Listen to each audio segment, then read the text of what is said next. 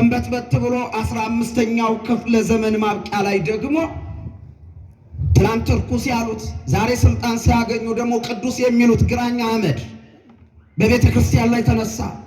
በምስራቁ በኩል እሱም ያነጣጠረው ካህናት መግደል፣ ክርስቲያኖችን የሚሰልም ይሰልማል፣ የማይሰልም ደግሞ ይገደላል። እንደ ዛሬዎቹ የአልቃይዳ ቅርንጫፎች እንደ ዛሬዎቹ በ1715 ሙሐመድ በተባለ ኢራናዊ የተመሰረተው ዓለም አቀፋዊው ወሃቢዝም በእኛ ሀገር ወሃቢያ ብሎ ሱሪ አሳጥሮ እያረደን ያለው ማለት ነው።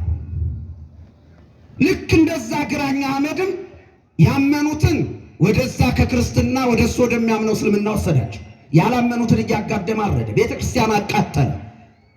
ከምስራቅ እስከ ሰሜን ድረስ ሄዶ ብዙ አብያተ ክርስቲያናትን፣ ብዙ የብራና መጽሐፍትን፣ ብዙ የቅዱሳንን ድርሳናት፣ ገድሎችን፣ ታሪኮቿን